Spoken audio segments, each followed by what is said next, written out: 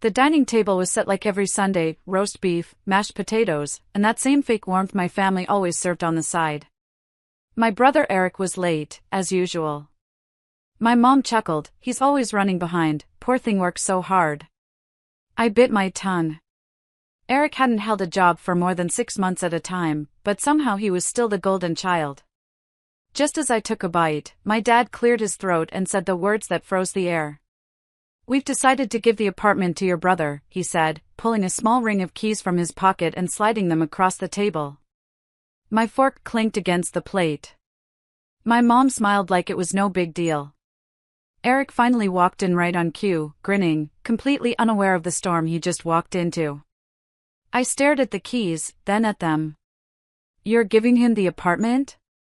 Dad nodded like he was being generous. "Well, you've got your job. Your life's stable. He needs this more. He's going through a lot." And that's when I let it out, not with yelling, not with drama, but with calm, cold clarity. "Then he can handle the $10,000 in repairs I paid for last year." The room went quiet. My brother blinked. My mom blinked. And then, they laughed. All three of them. "Come on," Eric said, chuckling. "You're so dramatic. That was just small stuff, some plumbing and a new water heater, right? Small stuff. 10 grand, and 3 months of weekends crawling under sinks and dealing with mold." I had paid every cent from my own pocket, thinking we were building something together. But that night, as they toasted Eric and talked about what he'd do with his new place, I saw everything clearly. I wasn't part of their plan, I never had been. I was just the backup generator. The fixer. The guy who kept things running while they played favorites. I nodded along at dinner. Smiled when they asked me to take a picture of Eric holding the keys. But inside, something snapped. They had made their choice. So I made mine. They thought I'd keep paying. They thought I'd keep showing up, fixing the broken pipes, answering every call when the Wi-Fi went down. But they had just given him the keys. And I was about to hand them the bills. It wasn't just about the apartment. This was years in the making. Growing up, I always did the right thing. I studied hard, got good grades, helped around the house. When the furnace broke in the middle of a snowstorm, I was the one outside in freezing wind helping my dad patch it up. When my mom had surgery, I took off work to drive her to every appointment. Eric? He was the baby. Always in trouble. Always needing a little help. Even when he wrecked Dad's old Chevy after sneaking out, they just shook their heads and said, "He's young. He'll learn." He never did. But somehow, I was the one expected to be okay with it all. Every birthday, every Christmas, he got the better gift. I got socks. He got a new phone. I got a card with a $10 bill inside. It's done, sure. But I told myself it didn't matter. I told myself being responsible was its own reward. That someday, they'd see what I did for them. That someday never came. Last year, when the apartment started falling apart, my parents asked me for a favor. They didn't have the money to fix it, and Eric was going through too much to be bothered. So I stepped in. I took out a personal loan to fix the busted pipes, the faulty wiring, the mold that spread across the back wall. I even repainted it, by hand. Alone. Weekends, late nights, even took time off work. Mom called me her angel. Dad said, "You're saving the family's future." And then, in one dinner, they handed that future over to Eric. Like I was a temp worker. Like I was just passing through. What hurt the most wasn't the apartment. It was the way they didn't even flinch. Like all I'd done, my time, my sweat, my money, meant nothing. I didn't speak to them for a few days after that dinner. Let the calls go to voicemail. Let the group chat pile up with messages from my mom asking if I was over it yet. She even added a little laughing emoji once. That stung more than I expected. It wasn't just a joke.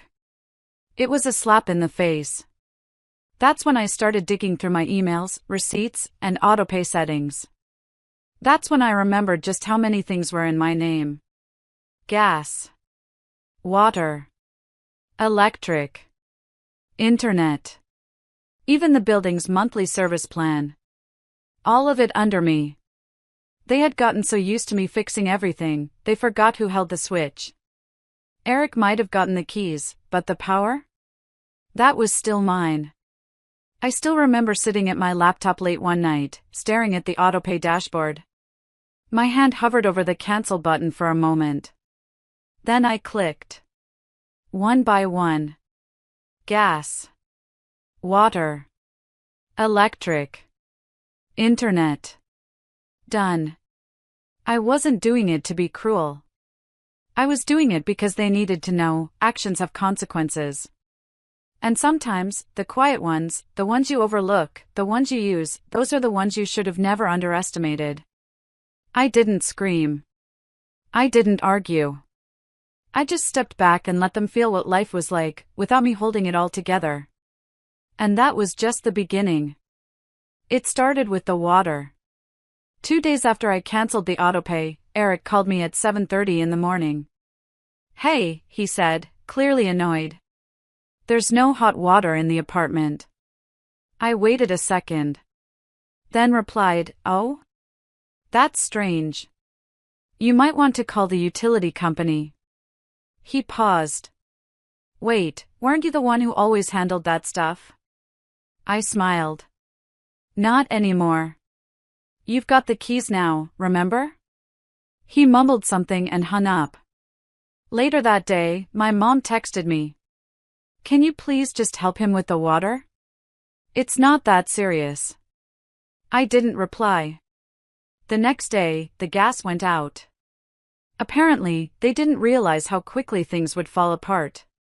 I got another call, this time from Dad.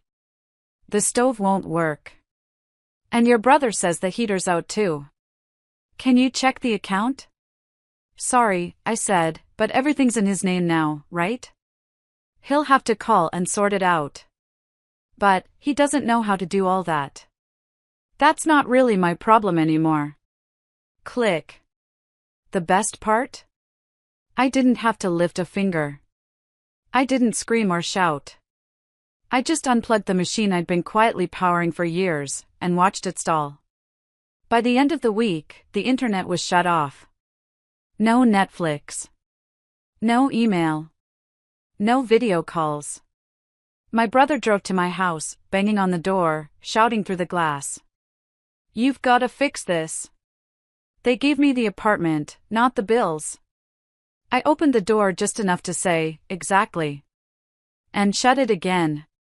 I heard from a neighbor that they had to call in a handyman who overcharged them double for a plumbing fix I could have done in 10 minutes. The heat stayed off for 2 more days before they figured out who to contact. And the internet? That took a week and a $200 reconnection fee. None of it came easy. They were flailing. Suddenly, all the invisible work I'd done for years became visible. Every little thing I'd quietly managed behind the scenes? It stopped. And when it stopped, so did their comfort. Eric tried to act tough, but I could hear the frustration in his voice each time he left a voicemail. My mom? She stopped sending emojis. My dad? Radio silence. And me? I was finally breathing. For once, I didn't feel like a background character in my own life. I felt like I mattered. Like I had drawn a line and stuck to it. I wasn't being cruel. I was simply stepping away. Letting them live in the world they created when they decided I was disposable. And that silence from them? It was the sweetest peace I'd ever known. By the end of the second week, they were unraveling. Eric looked rough when I saw him at the grocery store. His shirt was wrinkled, and he had that look on his face, the kind of look you get when you haven't slept well in days and your patience is running thin. He tried to ignore me, but I could feel his eyes burning into my back near the dairy aisle.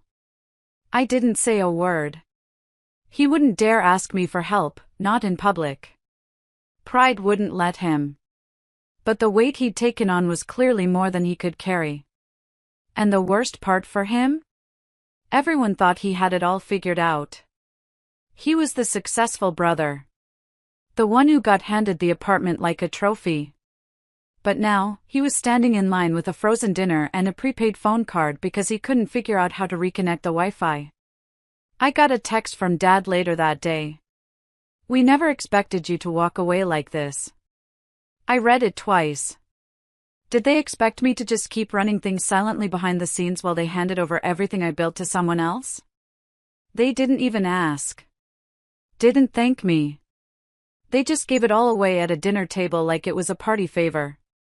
And now they were shocked I didn't stick around to sweep the floors afterward? My response was short. Exactly. No anger. No explanation. Just a mirror held up to the choices they made. They tried to recover, of course. My mom sent over a casserole. Lasagna. Her go-to when she was trying to patch things up.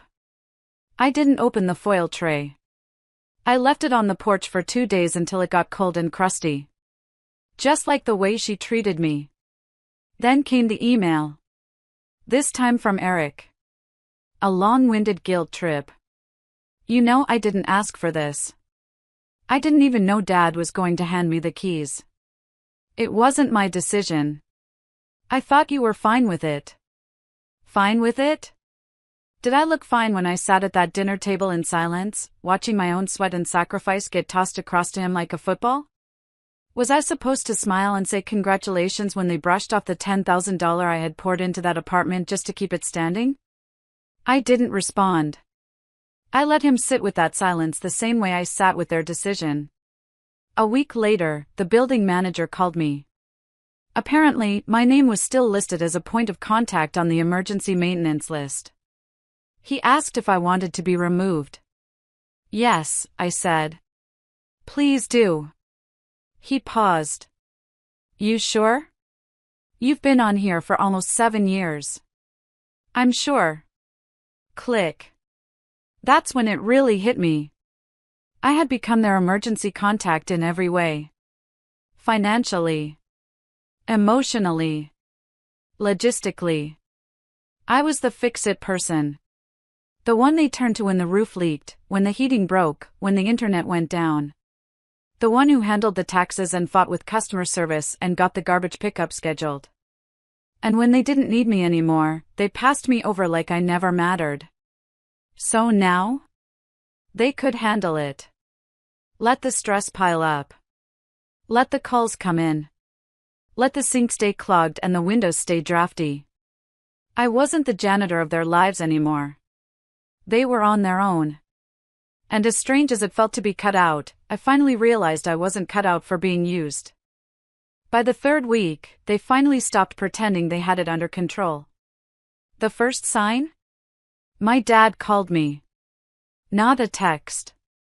Not an email. A real phone call, something he hadn't done in months. The same man who looked me straight in the eye and said, "We're giving the apartment to your brother," was now calling me at 8:42 p.m. on a Tuesday like he suddenly remembered I existed. I didn't answer. He left a voicemail. His voice sounded tired, older, almost. He tried to keep it casual, but I could hear the hesitation behind every word. "Hey, just wondering if we could talk. It's not about anything serious. Just, maybe we should grab a coffee or something. I think there are some things we need to clear up." Clear up? Was that his way of saying we messed up? I let the message sit for a full day. Then I forwarded it to my email and deleted it from my phone. I didn't need reminders. I needed space. And still, more signs followed. My mom sent a card in the mail. A real Hallmark card. Inside was a handwritten note, her signature cursive looping softly across the page. "I miss how things used to be. We may have made some decisions that hurt you, but please know we love you very much." Love? Funny how that word shows up once the Wi-Fi cuts off and the bills start rolling in. Eric, for his part, finally stopped playing the victim. I got an email from him that was different from the rest. No guilt, no excuses. Just one line. You were right. I wasn't ready. I read that line over and over again. It didn't fix anything. But it was the first honest thing he'd said since that night at dinner. Truth is, I didn't need apologies. Not anymore. I didn't need them to grovel or beg. What I needed was for them to feel it. The pressure. The confusion. The weight I'd carried all those years. And now, for the first time, they were. The utilities were still down. They were having to go to neighbors' houses to shower, work at cafes for internet, and use prepaid phones when the landline was cut. Their world had been run by my quiet labor, and now that I was gone, their world was crumbling in slow motion. It wasn't about revenge anymore. It was about revelation. They were learning what life looked like without me making it easier. And in that silence, without confrontation or arguments, they began to realize who really held the weight in the family. And who finally decided to put it down. It was a Wednesday morning when I got the knock on my door. I wasn't expecting anyone, and I certainly wasn't expecting my father, looking worn, disheveled, and oddly humble. Behind him stood my mom, her arms crossed, holding a thick stack of unopened bills. Even Eric was there, lingering behind like a guilty shadow, unable to make eye contact. "Can we come in?" my dad asked, voice low. I didn't say yes. I just stepped aside and let them walk into the apartment I was now renting across town, modest, clean, but mine. No shared walls with ungrateful family.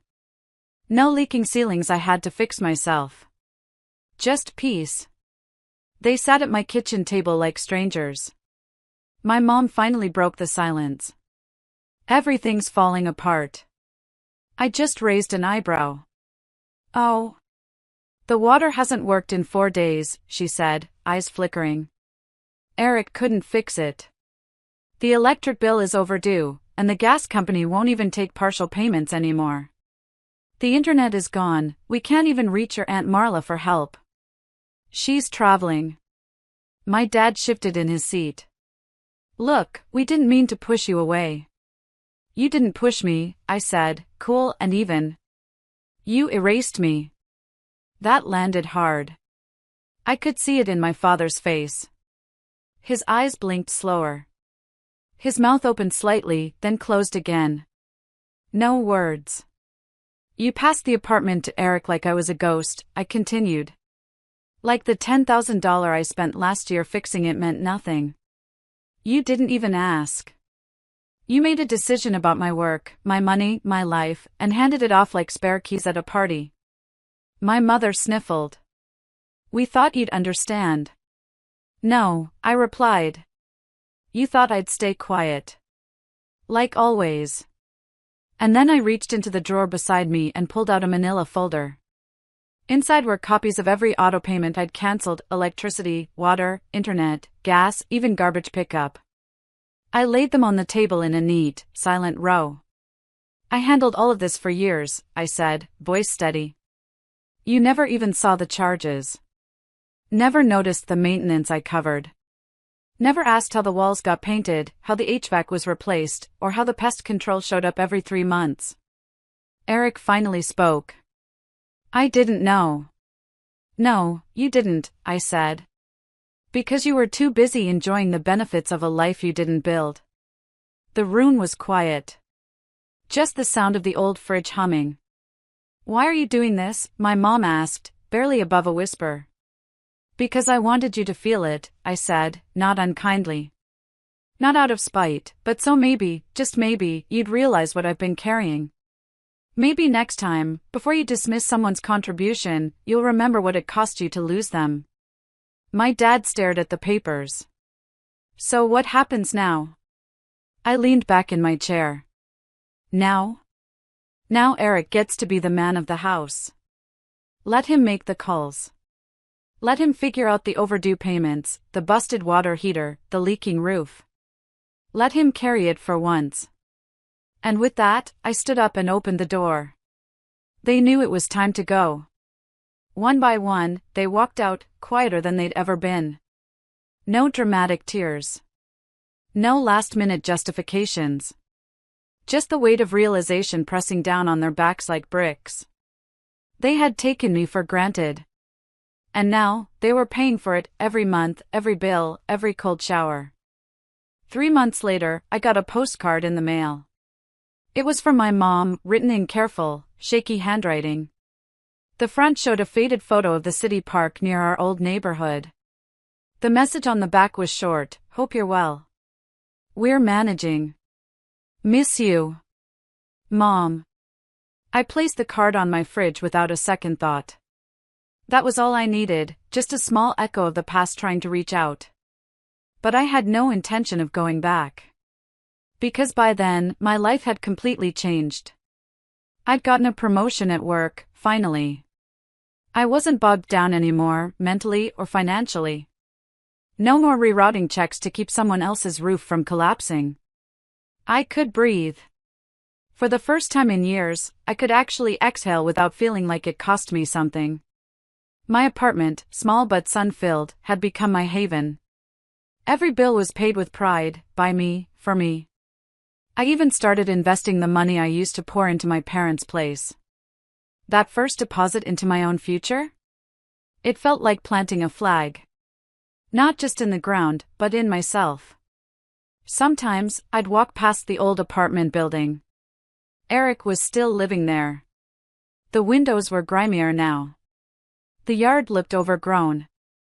The place no longer had the neat charm I'd spent years preserving. And that was okay. That was the point. They gave it to him. Let him have it. Let him live in what they believed was the prize, while I took the real win with me. Freedom. And peace. I didn't need revenge to scream. Mine was silent and satisfying. The best kind. People often think power comes from control, but sometimes, it comes from release. Letting go of the weight. Letting people deal with the consequences they once ignored. Walking away not in anger, but with understanding that you don't have to set yourself on fire to keep others warm. One Sunday afternoon, I sat on my balcony, sipping coffee and reading a book. The sun was warm on my face. There was laughter from the apartment next door, kids playing, a dog barking. And for once, none of it felt like noise. It felt like life. Normal life. No stress. No guilt. No waiting for approval or permission. Just me. My choices. My rules. That night, I wrote myself a letter, not to send, just to keep. I sealed it in an envelope and tucked it in a drawer. It said, "Thank you for walking away. Thank you for seeing your worth. For choosing peace over guilt and dignity over being used.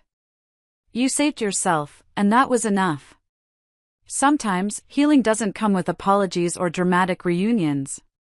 It comes when you realize you no longer need them. They made their choice. They left me out of their future. So I built my own. And the irony? Now they're the ones sitting in silence, wondering where they went wrong, while I live in a world they never thought I could reach. All because I chose myself. And I'd do it again in a heartbeat. The phone never rang. The emails kept piling up in my inbox, all unanswered. The text messages stopped after a few weeks, but the occasional voicemail still came through. Sometimes it was my dad. Other times, my mom. The guilt in their voices was palpable, but I could hear the desperation too. But the truth was, none of it mattered anymore. I had moved on. I didn't need their apologies, nor their empty promises. The only thing I needed now was the space to live freely, without the weight of their expectations. And for the first time in my life, I felt light. Free from the emotional shackles I'd carried all these years. Free from the obligation to fix their messes. They had their own lives to live now. Their consequences were their own, just like mine had once been. As the weeks passed, I stopped checking in. I stopped worrying. I even stopped looking back. And life? It was moving forward. I kept building my future, brick by brick. There was no looking over my shoulder anymore. Because sometimes, the greatest revenge isn't in what you do to others, it's in what you choose to leave behind. The things that used to haunt me, their rejection, their disregard for my sacrifices, no longer held power over me. It wasn't about winning.